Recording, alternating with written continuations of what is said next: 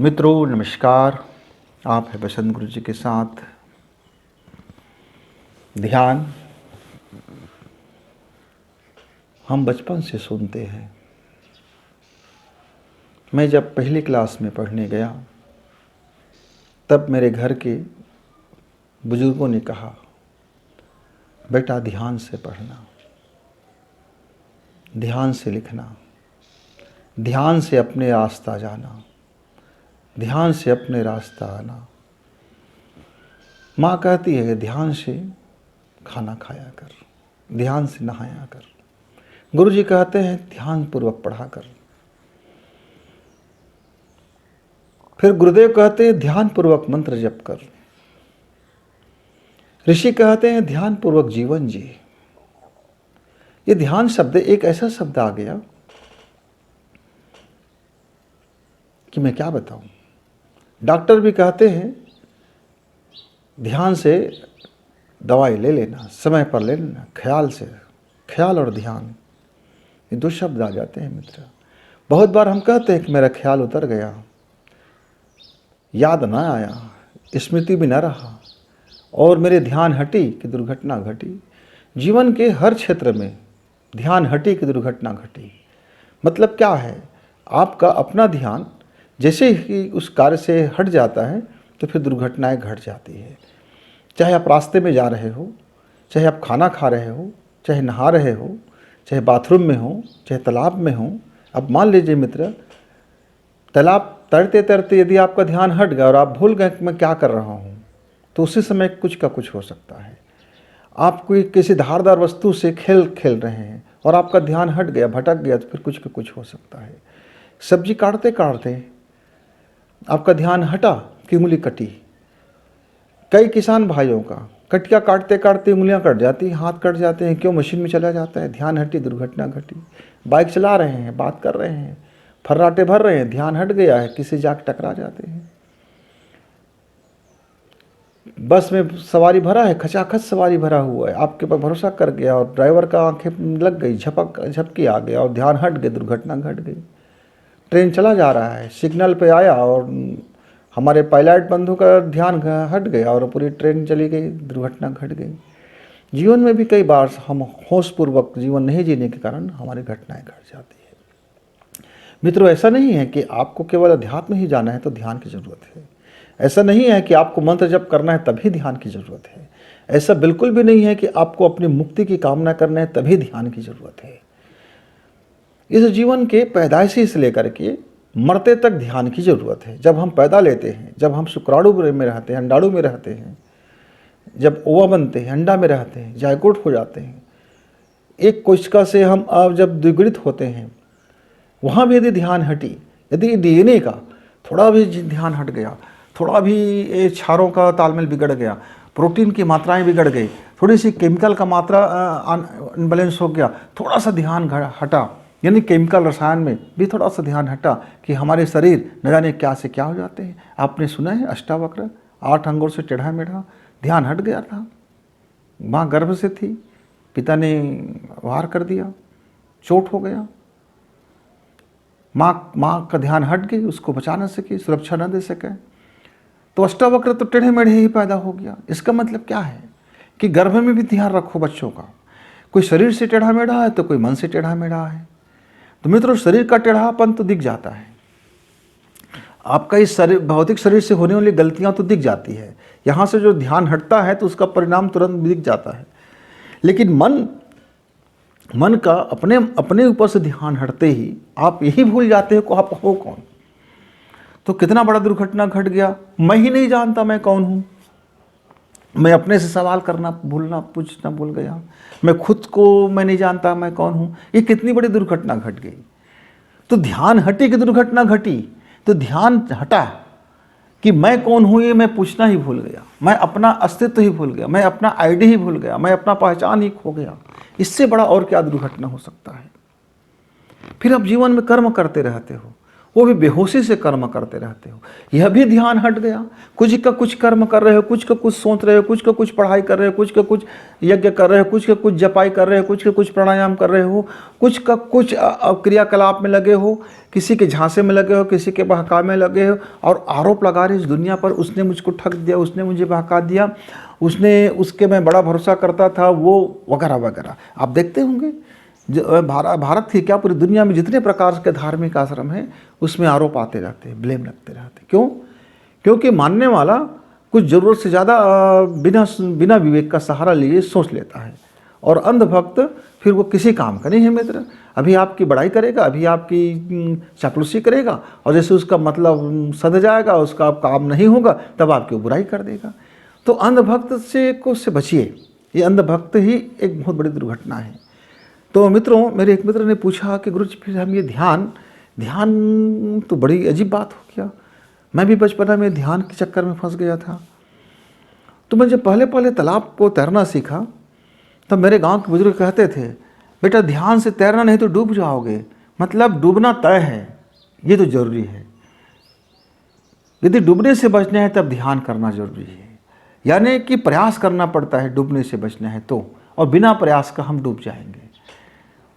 तो मेरे एक मित्र जो बड़े हंसोड़ थे और बड़े मजाकिया थे, उसने कहा कि ठीक है चाचा जी, मतलब हम बिना प्रयास के डूब जाएंगे, तो हम ध्यान से फिर कैसे डूबे जिसमें हम डूबे भी और ना भी डूबे, डूबे भी और तैर भी जाएं, डूबे भी और निकल भी जाएं, और मेरा ध्यान लगा रहे और मैं डूबूं भी ना, और मैं बिना ध्यान कभी मैं ना डूबूं। ऐसा कोई ध्यान है क्या जिसमें मुझको बार बार ध्यान करने की ज़रूरत ना पड़े, ज़्यादा प्रयास करने की ज़रूरत ना पड़े, याद रखने की ज़रूरत ना पड़े, मेमोरी की ज़रूरत ना पड़े कि मुझको ध्यान रखना है, इस बात का ही ध्यान रखना ना पड़े। मित्रों, आप भी इन प्रश्नों से दो चार हुए होंगे। मैंने तो जीवन में दो चार होते ही रहता हूँ, रोज़ का रोज़। कई बार ध्यान हट जाता है और हम आपसे बात करते रहते हैं तो कुछ का कुछ बात निकल आता है, कुछ का कुछ वीडियो एडिटिंग हो जाता है, कुछ का कुछ घर में कारोबार हो जाता है, लाभ होते होते हानि हो जाता है, हानि होते होते लाभ भी हो जाता है। कभी कभी बड़े कमाल की चीज़ हो जाते हैं। कैसे कमाल की चीज़ हो जाते हैं? आप तालाब गए हैं, नहा रहे हैं, तैर रहे हैं, गहरे तालाब में चले गए हैं और आपका ध्यान हट गया, आप नीचे उतरने लगे, डूबने लगे। अब वहाँ ध्यान आया आपको, अरे यार मैं तो डूब रहा हूँ, तो अब आ ही गया हूँ नीचे तलहटी में, तो कुछ ढूंढ लेता हूँ। हो सकता है किसी ने नहाते समय किसी की चांदी की जेवर टूट गया हो, किसी के सोने की बाली टूट गया हो, किसी की डायमंड के हार टूट के गिर गया हो तालाब के नीचे में, तलहटी में, और कीचड़ में जाके धंस गया हो, और आपने नीचे आ गया, आपके हाथ लग गया, आप मरने वाले थे अभी तो डूब के, लेकिन आपके हाथ लग गया, डायमंड हाथ लग गया और आप ऊपर आ गए क्योंकि आप तैरना जानते हो। यानी आप ध्यान में रहना जानते तो हो, पर ध्यान से भटक गए थे इसलिए डूब रहे थे, और नीचे आपको हाथ में मोती लग गया, हीरा लग गया, आपने फिर ध्यान में आ गया, वाह वाह वाह ध्यान, अब मज़ा आ गया, इतना हीरा लग गया। अब डूबना आप भूल गए, अब ध्यान भूल गए, ध्यान में भटक गए थे ये भूल गए, और आप उसी में मगन हो गए मित्र। तो जिंदगी में ध्यान का बड़ा रोल है, खाना खाने से लेकर के सोने तक का, जागने से लेकर के दिन भर का। तो मित्रों, ये ध्यान क्या करें? तो ऋषि चिंतन कहते हैं अपने गायत्री शोध में, विश्वामित्र कहते हैं कि ध्यान गायत्री का परम शिखर है। ध्यान का मतलब एक ऐसा एनर्जी जो आपके अवचेतन में चला जाए, यदि वहाँ वो जाग जाए, होश से भर जाए, और वह अपने आप को धारण कर ले। तो क्या धारण कर लें? तो बोलते हैं गायत्री को धारण कर लें। गायत्री क्या है? अपने प्रकाश, होश से भर जाना। होश से भर जाना का नाम गायत्री। अपने आप को, जीवन को 24 घंटे होश में रखना का नाम गायत्री।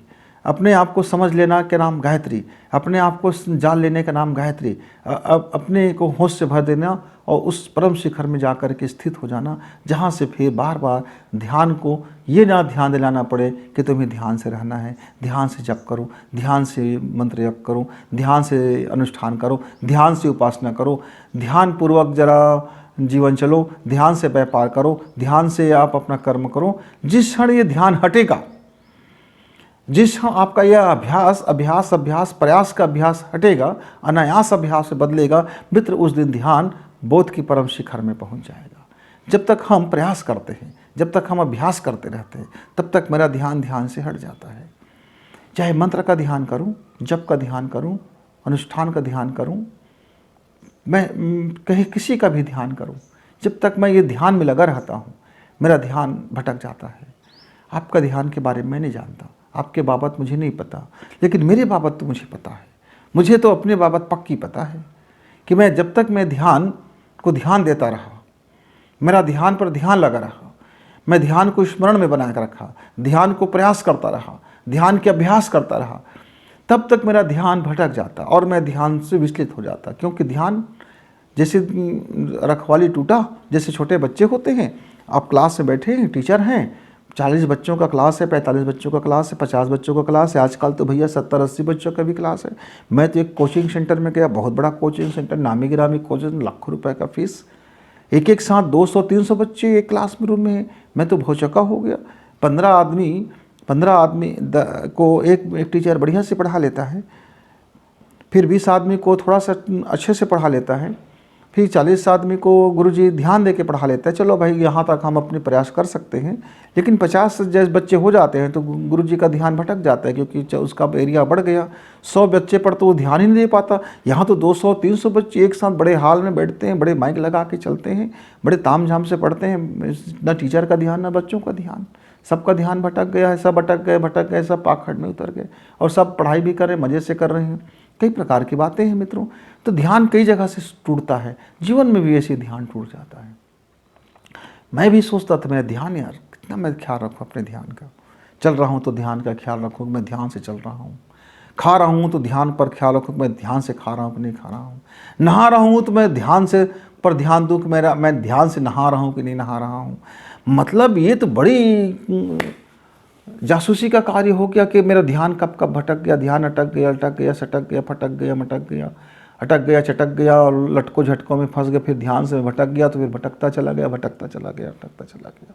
अब एक बार ध्यान से भटकोगे ना, तो कई साल बाद याद आता है कि मैं ध्यान में भटक दिया, क्योंकि आपको याद दिलाने वाला ही ध्यान भटक गया कि आप ध्यान से भटक गए हो। अब बताओ कौन आपको याद दिलाएगा?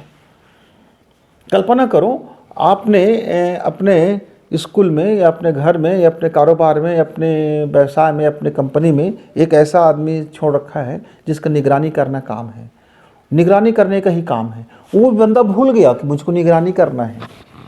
अब मालिक को कौन बताएगा कि निगरानी हो रहा है कि नहीं हो रहा है? सब मालिक को लग रहा है यार मेरा तो बढ़िया कंपनी का निगरानी हो रहा है, मेरा कारोबार का निगरानी हो रहा है, मेरा घर का निगरानी हो रहा है। अब वो निगरानी करने वाला बंदा ही भूल गया कि मेरा क्या ड्यूटी था। वो भी मगन हो गया कि इसी जगह में जा कर के मौज मस्ती में बढ़िया से पड़ा हुआ है, चारों खाने चित्त पड़ा हुआ है। उसको भी याद नहीं है कि मेरा ड्यूटी निगरानी का ड्यूटी था, कि मैं निगरानी करने वाला कर्मचारी था। तनख्वाहें मिल रही है, मौज मस्ती में जीवन जी रहे हैं, गुलछर्रे उड़ा रहे हैं, पता ही नहीं चल रहा है कि उसका ज़िंदगी अब निगरानी में नहीं है।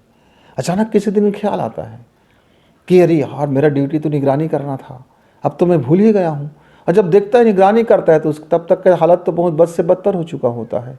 फिर वो अपने पर चिढ़े कि अपने पर गुस्सा करे कि फिर वो डांट लगाता है, देखो तुम ध्यान से नहीं करे, तुम ध्यान से भटक गए हो, जीवन में तुम मटरगस्ती में उतर गए हो, तुम्हारा खराब हो गया।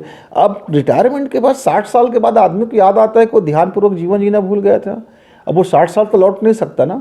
किसी को 70 साल के बाद याद आते हैं, किसी को 90 साल के बाद आते हैं, किसी को तो मरते वक्त याद आते हैं कि मैं तो जीवन को ध्यानपूर्वक जीना ही भूल गया था। अब मित्रों, पाँव लटक गया है कब्र में, दही गंगा जल हो रहा है, गीता की सुनाई जा रही है, संग घड़ियाल बज रहे हैं, दुमदुभी बज रहे हैं, चारों तरफ से हो हल्ला हो रहा है, लोग शोक में हैं, कोई चीख रहे हैं, चिल्ला रहे हैं। और एक मरता हुआ आदमी को अचानक याद आ गया कि मैं तो पूरा जीवन यार ध्यान देना ही भूल गया था कि मुझको जीवन ठीक से जीना है करके, सही जीवन जीना है, सरल जीवन जीना है कि सत्य जीवन जीना है कि क्या जीवन, मेरा तो ध्यान ही नहीं था। अंतिम वक्त याद आया, अब क्या करेगा बेचारा अंतिम वक्त। तो मित्रों, आपका ध्यान भटके ना, इसके पीछे आपने ध्यान लगा रखी कि नहीं लगा रखी है, एक कर्मचारी लगा रखा कि नहीं लगा रखा है। तो मन के पीछे विवेक का एक कर्मचारी हो जाता है। मन का काम है भूल जाना, ध्यान नहीं देते। मन काम करते हैं, मन का बड़ा चतुर है, पर मन के पीछे एक विवेक होता है। या और उस विवेक के पीछे एक निगरानी करना एक वाला एक और कर्मचारी हो जाता है। ये विवेक का काम है कि आपका हमारा ध्यान ठीक से है कि नहीं है, मैं ध्यान दे के काम कर रहा हूँ नहीं कर रहा हूँ। वो ध्यान फैकल्टी में है कि देखो तो सही है गलत है, इसका ध्यान सही है गलत है, वो ध्यान आपका है कि नहीं उसका कोई मतलब नहीं है विवेक का। विवेक का ये मतलब है कि आप जो काम कर रहे हो वो सही है कि नहीं है, कि आपको इसको करना चाहिए कि नहीं करना चाहिए। लाभ हानि को समझाते रहता है विवेक कि वो आपका वास्तव में लाभ है कि हानि है, कि आपको ये करना है कि नहीं करना है। और उस विवेक के पीछे में एक आत्मचिंतन होता है जिसको आत्मा हम चिंतन बोलते हैं। ये आत्मचिंतन है कि ठीक से हमारा विवेक काम कर रहा है कि नहीं कर रहा है, हमारा मन सही है कि नहीं है, हमारा जीवन सही चल रहा है कि नहीं चल रहा है, हमारा ध्यान पूर्वक हम जीवन को जी रहे हैं कि नहीं जी रहे हैं, इस ध्यान पूर्वक जीवन जी रहे हैं कि नहीं जी रहे, इसकी निगरानी हो रहा है कि नहीं हो रहा है, इस निगरानीकर्ता का विवेचन सही है कि नहीं है, विश्लेषण विवेक। उस विवेक के पीछे में जो हमारा आत्मचिंतन है, वो आत्मचिंतन हमको मैनेजमेंट बताता है कि कहाँ कहाँ कहाँ कहाँ क्या हो रहा है। लेकिन जो आत्मबोध है, जो सारे जिंदगी के हर कारोबार का जो निगरानी करता कि मेरा पूरा सांस से लेकर के सोने तक जागने तक का मैं ध्यान पूर्वक जीवन जी रहा हूँ कि नहीं जी रहा हूँ, इसके पीछे एक बड़ा मैनेजर रख छोड़े हैं हमने। कौन सा? आत्मबोध का। अब वो मैनेजर ही सो गया, भूल ही गया है वो तो कि मुझे ज़िंदगी में आत्मबोध मतलब मैं मुझको बोधपूर्वक ज़िंदगी जीना है कि नहीं जीना है, कौन क्या कर रहा है, वो मैसेज देना ही भूल गया। अब मैसेंजर ही मेरा भूल गया, अब ब्रेन तक का मैसेज ही नहीं पहुंच रहा है, मेमोरी तक का जा ही नहीं रहा है। अब तो मेरा जीवन वैसे ही मस्त में चल रहा है भैया, क्योंकि मेरा तो कोई निगरानी करता है नहीं। तो मित्रों, इस तरह से मेरा ध्यान भटक जाता है। मुझको इस ध्यान को समझना है और मैंने समझने की कोशिश की, हो सकता है आपका भी काम आ जाए।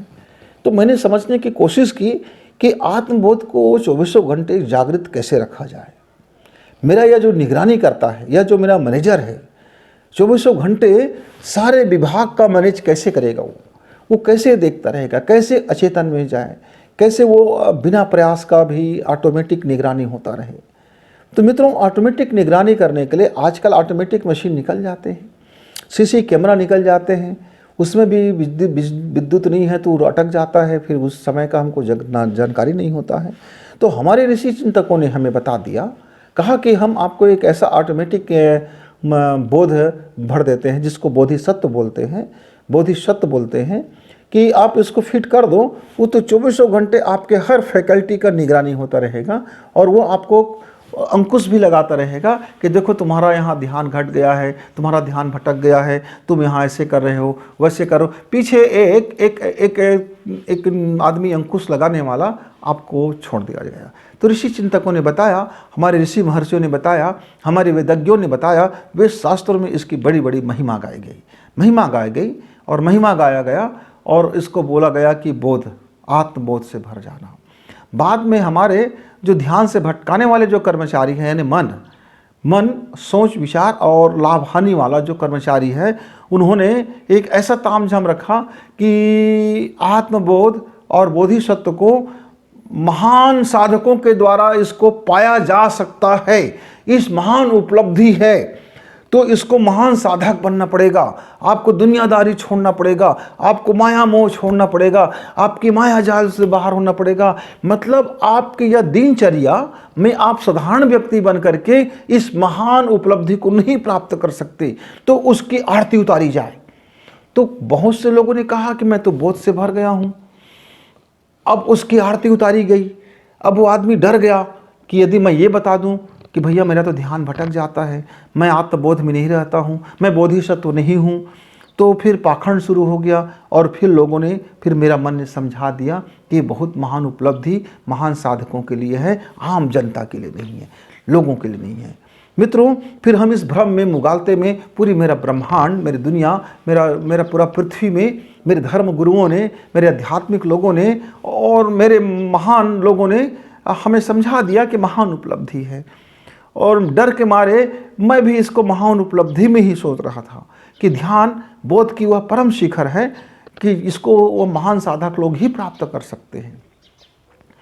पर मैंने जब वेद को पढ़ना शुरू किया ऋषियों को पढ़ना शुरू किया, ऋषियों से बैठना शुरू किया, ऋषि चिंतन में गहरा पैठ बनाना शुरू, मैं लोगों से जब मिलना जुलना शुरू किया तब मुझको तो बताया गया। फिर उसमें तो कहानियाँ आते गए कि किस तरह से एक साधारण सा किसान भी ध्यान में अपने को परम शिखर तक पहुंचा सकता है।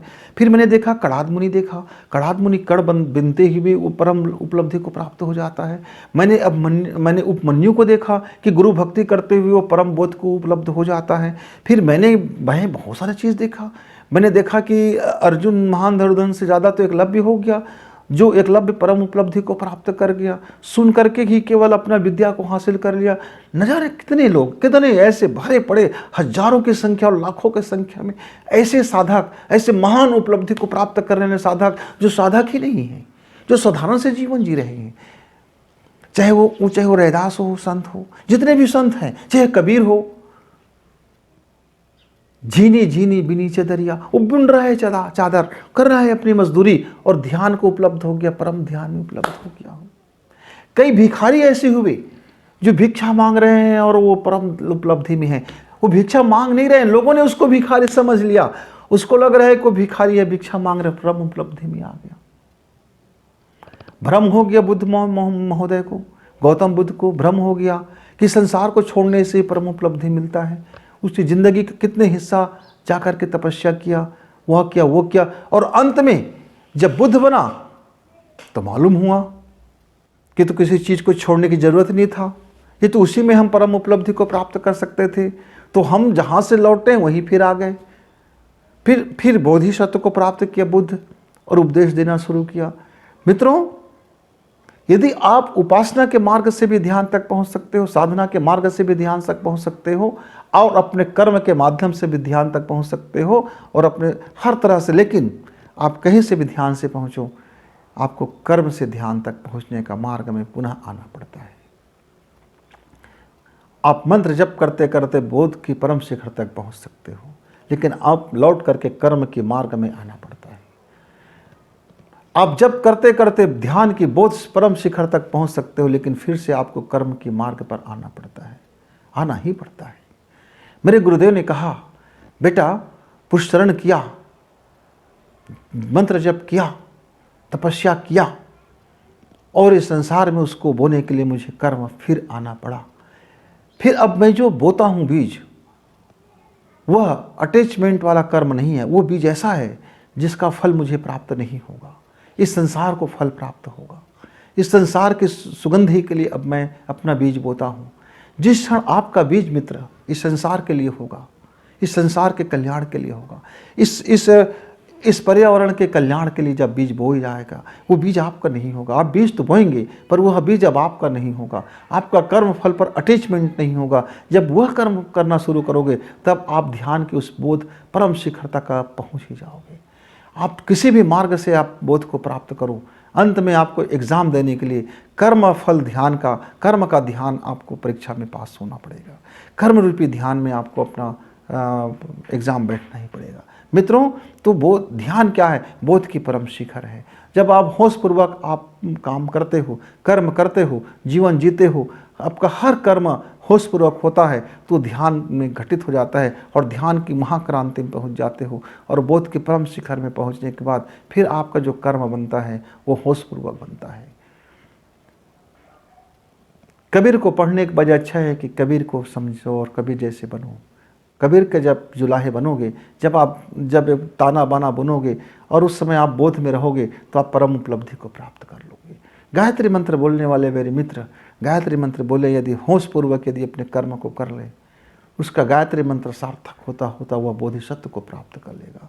ओम को ध्यान करने वाले मित्र में उसके अंदर में ओम का गुंजार चल रहा है, ध्यानपूर्वक कार्य कर रहा है, अपना नियत खोरी का काम नहीं कर रहा है, अपना ईमान पर है, अपना सही पर है, तो उसका जब कर्म ऐसा बीज बोएगा जो कर्म फल का फिर बीज नहीं बनेगा। आपने केला का पौधा देखा होगा, फलता है केला, केला फल नहीं है, यद्यपि आप फल बोल देते हो।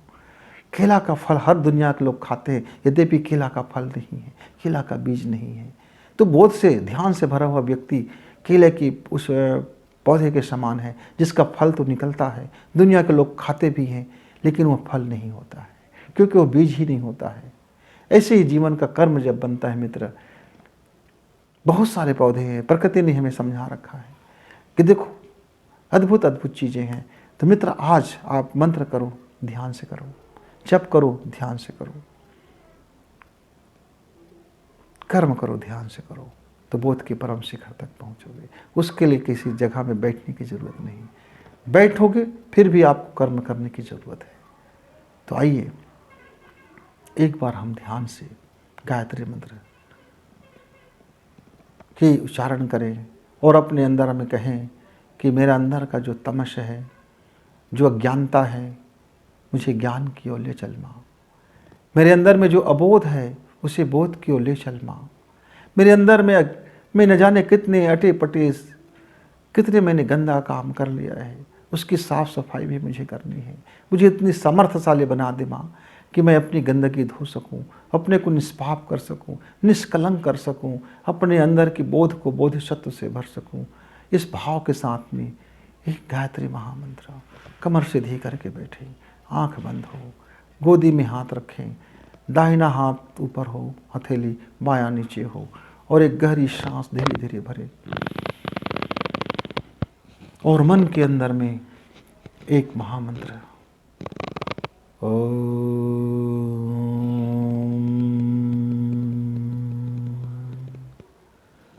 भूर्भुवः स्वः तत्सवितुर्वरेण्यं